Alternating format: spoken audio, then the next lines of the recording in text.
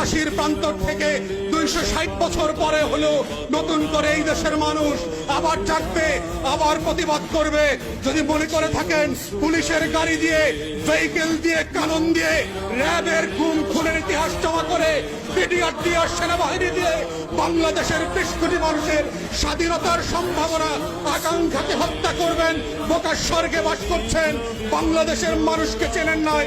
তারা নতুন করে যখন জাগবে, আওয়ামী লীগের কাফন কেনার টাকা পাওয়া যাবে না, কবর দেওয়ার মাটি পাওয়া যাবে না।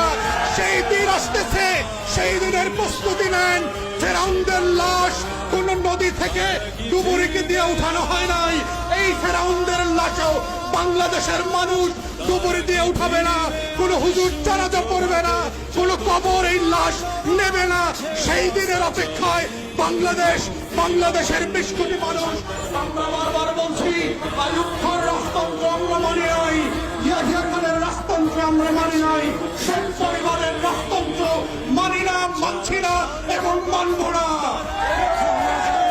ছেলে মেয়েরা যখন ভোটার বিরুদ্ধে পাবলিক বিশ্ববিদ্যালয়গুলোতে আন্দোলন করছে, তখন আজকে মাত্র আমরা দেখলাম বরিশালে, কুমিল্লাতে, চট্টগ্রামে, ইভেন শাহবাগে আজকে পুলিশের সাজোয়া গান দিয়ে আমার দেশের তরুণ তরুণী শিক্ষার্থীদের উপরে গুলিবর্ষণ করা হচ্ছে, লাঠিচার্জ করা হচ্ছে। এটা পাঞ্জাবের আমল না, পাকিস্তানিদের হাতে আমরা বন্দীরা। এটা 190 বছরের জমিদারি শাসন না।